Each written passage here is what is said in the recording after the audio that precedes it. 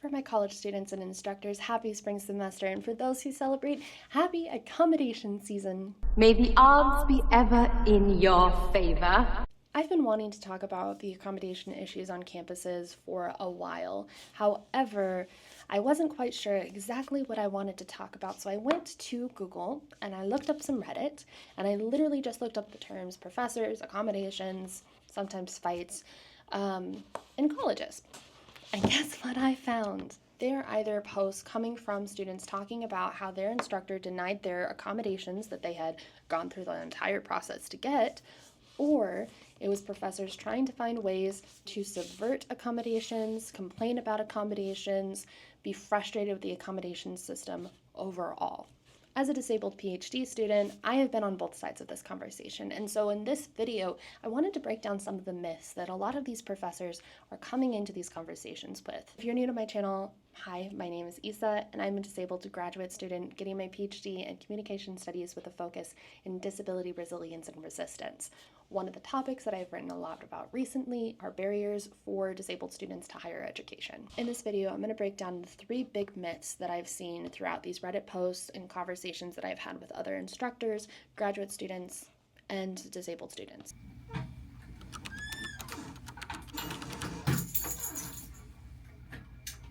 First myth is that more students are using accommodations, which obviously means that more students are trying to use accommodations to game or abuse the system. Let's address the elephant in the room. There are more disabled students on campuses. According to the U.S. Government Accountability Office in 2024, 21% of undergraduates have some type of disability.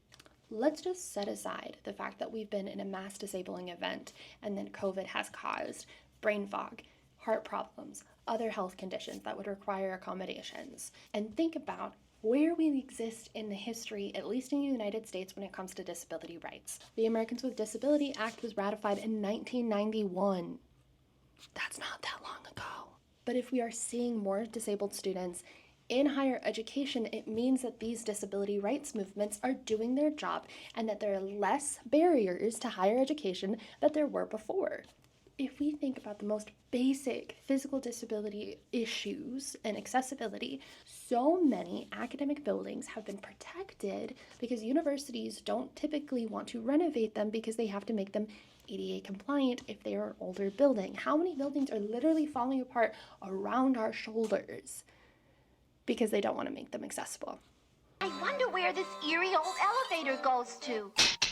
But we're getting to the point where these buildings can no longer be maintained without these major renovations, which is great for people like me who can finally go to classes that attend places that have elevators that work. Who would have thought? Elevators don't only make it accessible for people with visible disabilities like wheelchair users, it also makes it accessible for those with invisible disabilities. The point that I'm trying to make is that it's an incredibly good thing that we're seeing more disabled students on campuses. It means that things are working in the right direction, but there are still so many barriers, systemic barriers, that are keeping disabled students from being effective students, being good students, whatever you want to call them, in academics. The second thing that I want to break down is that the majority of students who need accommodations are not asking for them. According to an interview done for a Chronicle of Higher Education article in 2014, so it is a little bit old, but the rough estimate was about 2/3 of disabled students do not receive accommodations because they don't request them. They don't even try because they know that stigma and discrimination is going to make it more difficult than it's worth. You add in the extra layers of the documentation that you have to provide, that the fact that majority of these students are in a period where they're transitioning from their pediatric doctor to their adult doctor, and neither doctor actually wants to work with them on their accommodations, that a lot of universities are requesting new testing in their adulthood because most kids who have had testing get them done about middle school, elementary age, and now that they want the new one, but university isn't going to pay for any of that process. The point is, as much as instructors are complaining about the amount of students receiving accommodations, the reality is that it's not even actually reflecting the percentage of disabled students on your campus. Let's say students with invisible disabilities, which means that their disabilities are not evident, make it into graduate school and their PhD programs and graduate and try to go on tenure track. These people are not disclosing their disabilities either because they're too scared to disclose for fear of discrimination and backlash. According to Dolmage in 2021, the majority of his participants, in fact, Any participant who was not already tenured did not disclose their disability in their academic spaces unless they absolutely had to for accommodation reasons. And when they did, several of them received backlash. One person was homeless because she disclosed her disability, and then she was determined not to be good at her job enough to continue her on tenure track, and she was living out of her car. The true reason, and some of these Reddit posts talk about it, but the true reason why this number of students seems so daunting is because there are not enough systems to support instructors with this amount of students who receive accommodations. The disability services offices are being overrun, not because there's too many students, but because there's not enough support for disability services. There's not enough support to train train instructors about how to accommodate their disabled students, and that comes from the administration. I do know that I am giving a lot of attitude in this conversation. It just frustrates me, and I just finished the book Academic Ableism, which talks about how university structures not only are discriminatory, which we know. It's very elitist, it's very ivory tower. We talk about these things outside of disability context, but universities, historically, especially in the United States, have profited off of their alliance and connection to asylums, schools for people with severe intellectual disabilities, people with not even severe intellectual disabilities, especially during the period of ugly laws where anyone with a visible disability or visible deformity were seen as too immoral to be in public. These concepts and laws were particularly weaponized against Indigenous communities, Black communities, brown communities, marginalized communities in general, which then only further resulted in the disabling of these communities. Academics has so intrinsically tied in ableism with its discrimination of other people, because there's this idea that you have to suffer to be in education and you have to earn education. But when you come from a marginalized background, when you come from a poor background, when you come from these spaces of discrimination in every other aspect of your life, you're already struggling coming into school, and then you get here and your professor won't give you the most basic accommodation, then that's going to be added barrier. And the university incentivizes it. The system incentivizes you to be frustrated because it would much rather you be frustrated with your student than be frustrated with the system that continues to discriminate against your disabled student. Second myth that I want to address is the concept that if a student is doing fine in the class without their accommodation, then they just really didn't need it in the first place. Accommodations are not all or nothing. They are not to make it so that it is bare minimum of accessibility for your student. It is not if you have this accommodation, or if you don't have this accommodation, there's no way for you to attend class, there's no way for you to be successful in this class, there's nothing, like, it's going to be absolutely terrible. I only received accommodations for the first year and a half of my college education because I stopped fighting, because it wasn't worth fighting professors over accommodations that made it so that I was competitive with my peers. Part of the way I survived that is I specifically sought out professors who allowed me to use computers in their class as part of their classroom policy. I talked to other disabled students about which faculty members were the most understanding and able to address individual issues that I might be able to talk to one-on-one if I had to miss a class because of a surgery or a procedure or any illness that is too inevitable as part of living with a chronic illness. And then I worked really, really, really hard because I knew that no matter what, I was always going to struggle in testing. I have testing problems. I could have used testing accommodations probably, but I was not going to get those accommodations in the way that I needed them. And so I had to compensate with my papers, which I went through my graduate or undergrad getting near perfect scores on all of my papers and really, really struggling in all of my exams. And it balanced each other out, but it made it so that I was an A- student. I didn't have the best GPA. I didn't have the best GRE, and it did affect my opportunities in graduate school. And I'm very, very thankful for my graduate education. I have had a really great graduate education, even with its faults. And I really, really love my PhD program, which has been absolutely phenomenal, and I'm thankful to be here, but also I deserve just as many opportunities as my non-disabled peers. Your students deserve just as many opportunities. They deserve to be able to be competitive with their non-disabled peers. It is not an all or nothing mentality. I just want you to take a moment and consider the What if a student had the opportunity to come to class as their best version of themselves? In addition, if we're going to be talking about providing accommodations to students, then we have to address the systemic problems, which means that we also have to address the ways that faculty and instructors, especially adjunct professors, are not given enough resources to accommodate their needs. When we talk about tenure track and the overburdening of tenure track, imagine the people in Dolan's study, how many of them are not achieving to their highest potential because they are being held back by not asking for accommodations that would benefit them in the long run. Instead, we get stuck in this elitist idea, and we try to talk about elitism, and we try to be this very forward-thinking liberal university concept. And at the end of the day, we get stuck into new names of elitism. We get stuck into these newer concepts of, well, if you can't attend class, then maybe you shouldn't be in college. If you can't do this, then maybe you shouldn't be in college. If you can't do this, maybe you shouldn't get tenure. And we have to address all of it collectively. And when we do more for our students, we also need to be demanding more for ourselves and not at the price of our students' well-being. The final thing I want to address, and I don't know if this is considered really a myth, but a lot of the complaints that I saw on Reddit is that students' accommodations don't make sense. And funny enough, this came from both students and faculty. The first part I want to address here is that there were several cases where professors and instructors were talking about, well, my student has anxiety, and why is this the accommodation for anxiety, and I know better. That's wrong. First off, students are not legally required to disclose their disabilities to you. They should never, ever, ever be required to disclose their specific disability to you. And if they choose to disclose their specific disability to you, there is an opportunity they're choosing the least stigmatized option of all their disabilities. If someone says that they struggle with anxiety, that might be the most easy way to talk about their very, very real and stigmatized psychological well-being. There's a reason why students get the accommodations that they get.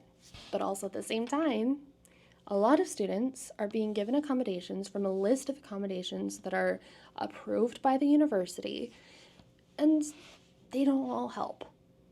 Students talk about how they have this accommodation, but it is not beneficial to them, but it's a backdoor accommodation that kind of maybe possibly assists them. I was an undergrad and just become a wheelchair user at the same time. I was supposed to go to this special retreat for women leaders at my university. I was invited, I was nominated, I was very excited. But when I filled out the application, I said, hey, I'm a wheelchair user. I'm gonna need an accessible space. They responded with, we do not have documentation of your disability at the university, and if you want accessible retreat, then you need to provide all of the documentation.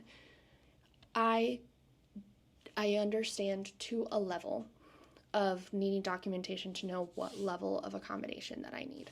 Sure.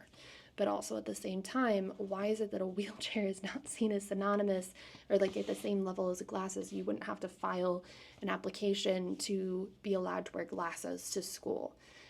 So many of these things you have to file for, and you have to prove, and you have to do these things, and if you have to do that, then you have to go see your doctor again, which means you have to miss a day of school, and that means that your professor gets mad at you because you missed a day of school because doctors don't meet you on the weekends. One of my professors tried to help me because a classroom that was supposed to have an accessible desk didn't, and I was forced to turn around a desk was attached with a chair, and it just didn't really work well for me, and I was leaning over. It was really uncomfortable, and she saw that I was struggling with this every single day, so she went to the disability office and said, hey, I need an accessible desk for the table, and because I didn't have formal accommodations as a wheelchair user, they would not add a table to this room that was supposed to have a table for students with mobility concerns or students who would not be able to use that type of chair. There is a problem with the accommodation system, and I will be one of the first people to admit it, but that doesn't mean that it gives you, as the instructor, a right to deny a student the accommodations that they are requesting.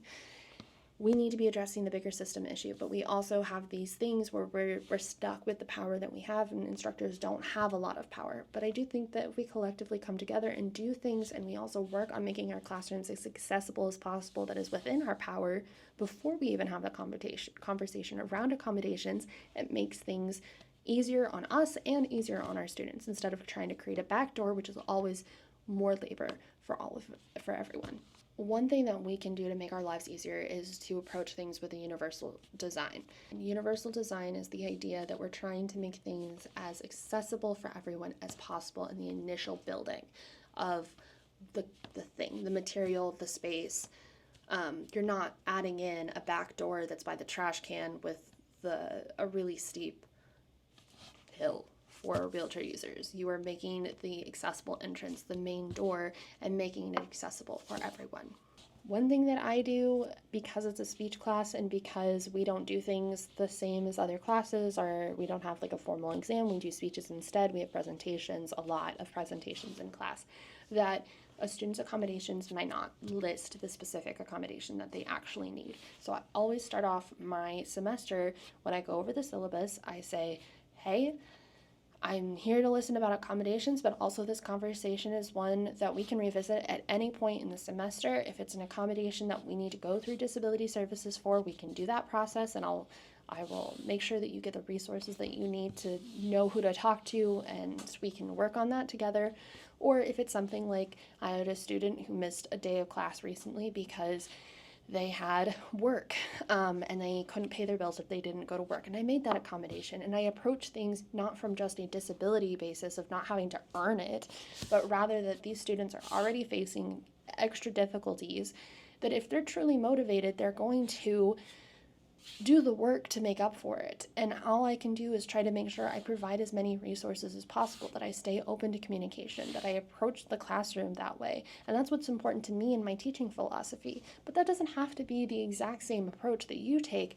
But there's so many different strategies that are better than just being upset about the accommodation system as it exists. Book Academic Ableism talks about how in order to maintain this concept of higher education, there has to be a lower education, and that lower education has always been occupied by disabled bodies.